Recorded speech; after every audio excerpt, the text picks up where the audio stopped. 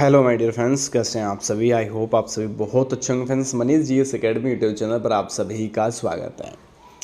तो आज की इस वीडियो में बात करने वाला हूं यूपी पुलिस कांस्टेबल के लिए सोल्व पेपर मैं आपको कंप्लीट कराऊंगा और इससे संबंधित जो क्वेश्चंस आपके एग्ज़ाम में बनने के चांस है, जो इर्द गिर्द के क्वेश्चंस पूछे जाते हैं, उन सभी क्वेश्चंस को मैं साथ ही साथ हल करके लेके चलूँगा। सभी के सभी छात्र जो बच्चे यूपी पुलिस कांस्टेबल की तैयारी कर रहे हैं, तो इस प्रैक्टिस सेट को ज़रूर लगा लीजिएगा और कंप्लीट लगा लीजिएगा। देख लीजिए कितने क्वेश्चंस आप लोग एग्ज़ाम के अंदर करोगे। आज यहीं पे ये फाइनली हो जाएगा, ठीक है। तो अच्छे से कंप्लीट क्लास करिएगा, समझ के लेके चलिएगा। जो बच्चे उत्तर प्रदेश पुलिस कांस्टेबल 2022 की प्रिपरेशन कर रहे हैं, 2023 की, अगर अभी तक आप लोगों ने YouTube channel Manish GS academy subscribe नहीं किया तो आप लोग सब्सक्राइब जरूर कर लीजिएगा और पास में लगे बेल आइकन को प्रेस कर लेना, जिससे कि आने वाली सभी वीडियो का नोटिफिकेशन आपको मिलता रहे। साथ ही साथ आप लोग टेलीग्राम ग्रुप जरूर ज्वाइन कर लीजिए, लिंक आपको डिस्क्रिप्शन में दिया हुआ है, जिसमें आपको कंप्लीट नोट्स बिल्कुल निःशुल्क प्रोवाइड किया जाएगा। उसमें जीके जीएस का रहेगा और हिंदी का रहेगा। 2 सब्जेक्ट आपके मैं बिल्कुल ऐसे करा दूंगा कि 38 से एक भी क्वेश्चन ऐसा नहीं कटेगा कि एग्ज़ाम से बाहर चला जाए। उठा के देख लीजिए 2022 का पीईटी एग्ज़ाम, कोई भी क्वेश्चंस एग्जाम से बाहर नहीं गया है। सेम उसी के बेसिस पर आप लोगों को कंप्लीट नोट्स प्राप्त किया जाएगा और ये निःशुल्क रहेगा। मज़े की बात यह है कि आप लोगों को पैसा भी नहीं देना है, केवल तैयारी आप लोगों को कर लेनी है, ठीक है। तो अगर अभी तक आप लोग ज्वाइन नहीं किया, ज्वाइन कर लीजिए। फिर आप लोग दिए गए नंबर पर मैसेज करिए, व्हाट्सएप ग्रुप ज्वाइन कर सकते हैं। इसमें आपके गर्ल्स ग्रुप अलग बना हुआ है और बॉयज़ ग्रुप आपका अलग है। दोनों अलग अलग ग्रुप बने हुए हैं केवल प्रिपरेशन करने के लिए, exam UP police constable crack करने के लिए, ठीक है। चलिए फिर देरी ना करते हुए स्टार्ट कर लेते हैं शानदार सी क्लास। देखिएगा अच्छे से, क्वेश्चंस को समझ के लेके चलिएगा। मैं ये बोल रहा हूँ कि आपके एग्जाम में बहुत ज़्यादा लाभदायक रहेगा और जिस बेसिस पर मैं तैयारी करवा रहा हूँ सेम उसी बेसिस पर तैयारी कर लीजिए। मैं गारंटी से लिखित में दे रहा हूँ कि आपका 100 के 100% सिलेक्शन हो जाएगा, ठीक है। तो स्टार्ट कर लेते हैं। चलिए, सबसे पहला क्वेश्चन आप सभी की स्क्रीन पर है। ये आपके एग्जाम के अंदर जो पूछा गया है, उत्तर प्रदेश के किस शहर में भगवान शिव के सम्मान में कैलाश मेला लगता है।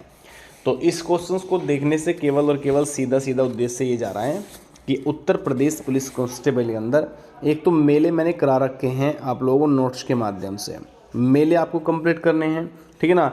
और दूसरा इस चीज़ को ध्यान रखिएगा कि जो महत्वपूर्ण स्थान है उन सभी को हमें कवर करके लेके चलना पड़ेगा। तो क्वेश्चन नंबर 1 में राइट आंसर हो जाएगा भैया, आगरा के अंदर है। ये कहाँ पे है? आगरा सिकंदरा के अंदर पड़ता है। और यहाँ पे अगर मैं मेले की बात करूँ तो सावन माह के तीसरे सोमवार में यहाँ पे मेला लगता है। क्या? सावन महीने के तीसरे सोमवार, थर्ड सोमवार पर आपका यहाँ पे मेला लगता है। और कहाँ पे है? आगरा के अंदर। तो राइट आंसर आपका ऑप्शन ए सभी का सही आंसर हो जाएगा, ठीक है।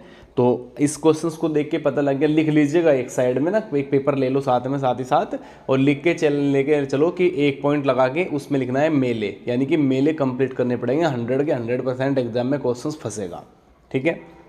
आगे निकल जाते हैं। उत्तर प्रदेश में सबसे लंबी नहर इनमें से कौन सी है? तो उत्तर प्रदेश की बात कर रही है तो उत्तर प्रदेश के लिए शारदा नहर सभी का यहाँ पे राइट आंसर हो जाएगा। कौन सा हो जाएगा?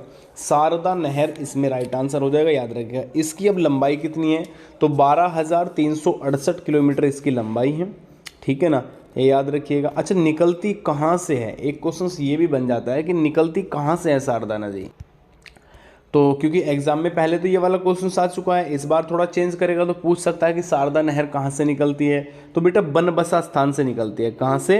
बनबसा स्थान से निकलती है। और ये भारत और उत्तर प्रदेश से नेपाल सीमा के समीप में, ठीक है ना, वहाँ पे है बेटा। तो राइट आंसर हो जाएगा इसमें शारदा नहर सभी का। दूसरा क्वेश्चन का पॉइंट लिखिए कि नहर, महत्वपूर्ण नहर या फिर नदी तंत्र लिख लीजिएगा, है ना, क्योंकि नदी तंत्र भी इतना हार्ड नहीं है। मैं आप लोगों को उसे भी बहुत शानदार तरीके से कंप्लीट कराने वाला हूँ। इसके बाद नेक्स्ट क्वेश्चन आप सभी की स्क्रीन पर है, उत्तराखंड किस वर्ष में अस्तित्व में आया था? तो उत्तराखंड के लिए देखिए, सबसे पहले उत्तराखंड की राजधानी मुझे बता दीजिएगा, बहुत ही इंपॉर्टेंट क्वेश्चन है। तो उत्तराखंड की राजधानी आपकी देहरादून है बेटा। क्या है? देहरादून उत्तराखंड की राजधानी हो जाएगी। अस्तित्व में आया कब था?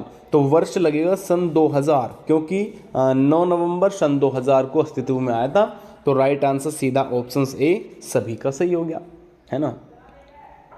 याद रहे जिस बेस पे मैं तैयारी करवा रहा हूँ वो फ्री करा रहा हूँ, और फ्री तैयारी कराने का वो लक्ष्य क्या है, उद्देश्य क्या है, उद्देश्य ये है, जब मैंने स्टार्टिंग में बेंच चलाया था और 2 से 4 क्लास से ही हुई थी, तो उस समय कुछ बच्चों के मैसेजेस मेरे पास आए थे कि सर हमारी स्थिति नहीं है कि हम 1000, 1500, 2000 रुपये का बेंच ले सकें, तो हमारी थोड़ी सी हेल्प करती है।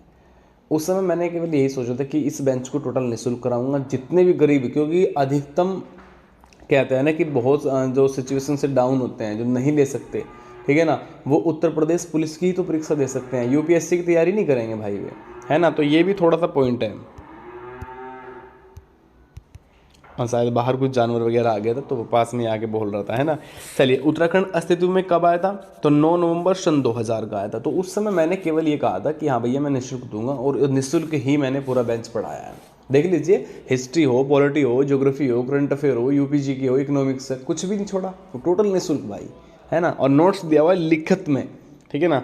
इसके बाद देखिए नेक्स्ट क्वेश्चन आप सभी की स्क्रीन पर है। 1930 में सीवी रमन ने इनमें से किसके लिए नोबेल पुरस्कार जीता था? तो 1930 में जो सीवी रमन को पुरस्कार मिला वो भौतिक शास्त्र थे बेटा। कौन थे? एक तो प्रसिद्ध भौतिक शास्त्र थे। तो राइट आंसर आपका यहाँ पे हो जाएगा ऑप्शन आपका सी, सभी का राइट आंसर।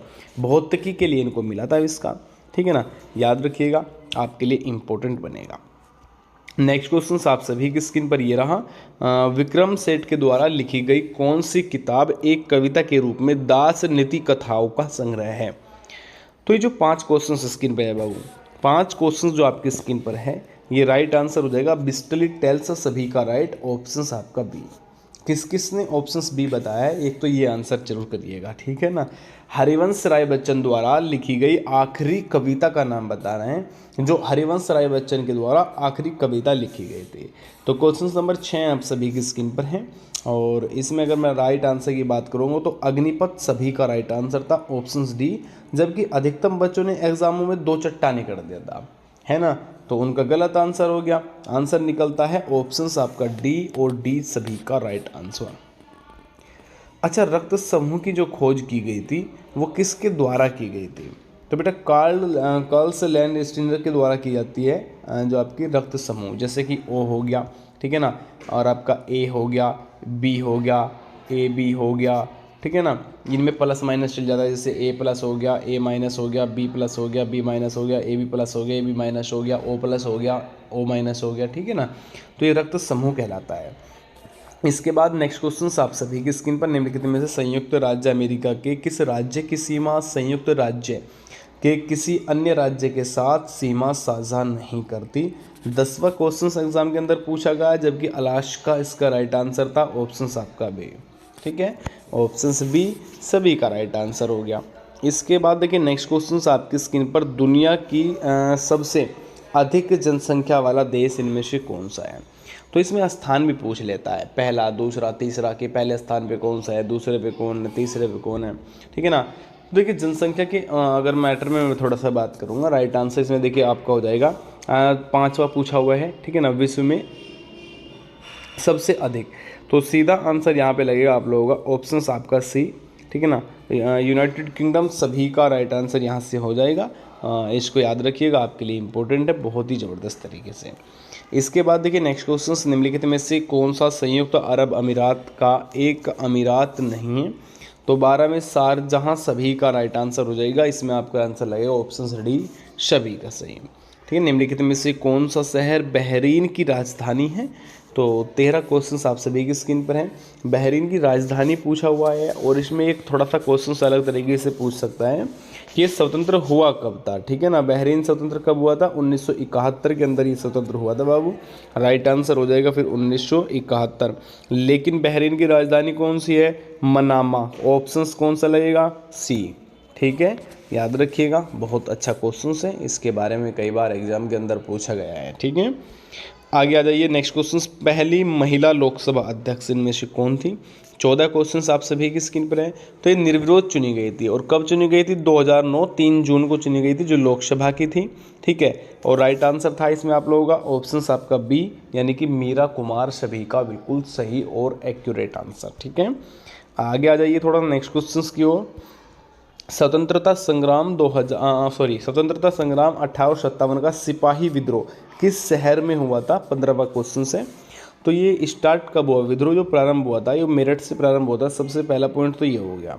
बेटा हुआ कहाँ से था, ये आपका 10 मई 1857 को मेरठ से स्टार्ट हुआ था, याद रखिएगा, ठीक है ना। तो ऑप्शन आपका डी सभी का राइट। अच्छा, पारंपरिक अल्पाहार खांडवी किस भारतीय राज्य से संबंधित हैं। 16 क्वेश्चंस बेटा, ये राइट आंसर आपका हो जाएगा गुजरात से। किससे हो जाएगा, गुजरात, सभी का यहाँ से राइट आंसर हो जाएगा। इसको याद रखिएगा, आपके लिए इम्पोर्टेंट रहेगा। इसके बाद भारत के पहले हिंदी भाषा के अखबार का नाम बताइए जिसे पहली बार 30 मई 1826 को प्रकाशित किया गया। तो 17 क्वेश्चंस आपका राइट, उद्दंत मार्तंड, सभी का राइट हो जाएगा, ऑप्शन आपका भी है। अच्छा, निम्नलिखित में से कौन सी गेहूं की उच्च पैदावार देने वाली बीज किस्म है जिसका भारत की हरित क्रांति में योगदान था। 18, बहुत ही ज़बरदस्त वाला क्वेश्चन है, तो इसमें राइट आंसर हो जाएगा ऑप्शन बी लार्मो रोजो, ठीक है, ऑप्शन आपका भी। चलिए, बहुत ही शानदार सा क्वेश्चन स्क्रीन पर आ चुका होगा। 20 क्वेश्चन से मोस्टली इंपॉर्टेंट बनता है। अच्छा, उम्मेद पैलेस कहाँ पे है, तो सबसे याद रखिएगा कि भैया ये उम्मेद पैलेस जो है आपका राजस्थान के जोधपुर जिले के अंदर है। कहाँ पे है, जोधपुर राजस्थान। तो आंसर आपका बन गया ऑप्शन आपका बी।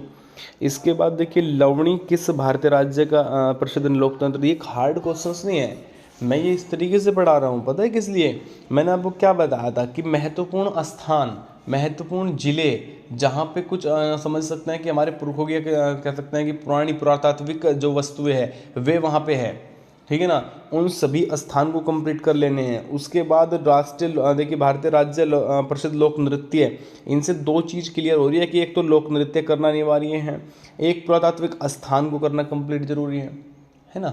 तो ये चीज़ें थोड़ा आपको लिखनी है। आप लोगों ने प्रैक्टिस सेट ये पहले भी देखा होगा, आप लोगों ने इसको करा भी होगा, लेकिन क्यों करा रहा हूँ, इसलिए करा रहा हूँ कि आप लोग बेसिस बाय बेसिस लिखते लेके चलो कि हाँ पहले नंबर पर एक क्वेश्चन इस टाइप से पूछा जाएगा, इस सब्जेक्ट से पूछा जाएगा, इस टाइप का आएगा, इन सभी को कवर करना है, ठीक है ना। तो लवणी हो गया राइट आंसर आपका 21 क्वेश्चन पर, ऑप्शन आपका महाराष्ट्र, ऑप्शन आपका बी सभी का यहाँ से सही आंसर। नेक्स्ट आप सभी की स्क्रीन पर वह कौन सा अंतिम वर्ष था जब भारत में रेल बजट और केंद्रीय बजट अलग अलग प्रस्तुत किया गया। 22 क्वेश्चन राइट आंसर बेटा, ये किया गया था आपका 2016 के अंदर, ऑप्शन आपका ए, ठीक है, 2016 के अंदर, और आपका राइट आंसर ऑप्शन। अच्छा, एक बार और पहले भी किया गया था, ये कब किया गया था, 1994 के अंदर भी समथिंग किया गया था इस चीज़ को, है ना। चलिए, वर्ष 1773 से 1785 तक वस्तुतः भारत के पहले गवर्नर जनरल इनमें से कौन थे। तो इसमें देखिए, रेगुलेटिंग एक्ट के तहत ईस्ट इंडिया कंपनी का जो पहला गवर्नर जनरल था कौन था, वारेन हास्टिंग्स, ऑप्शंस आपका यहाँ से ए सभी का राइट आंसर हो जाएगा। इसके बाद देखिए नेक्स्ट क्वेश्चन आप सभी की स्क्रीन पर, निवेश जानकारी और क्रेडिट रेटिंग एजेंसी का मुख्यालय पूछा हुआ था कि मुख्यालय बताए। तो देखिए, मुख्यालय की अगर बात करूँ ना, 24 में ऑप्शन सी सभी का यहाँ से राइट आंसर हो जाएगा, गुरुग्राम।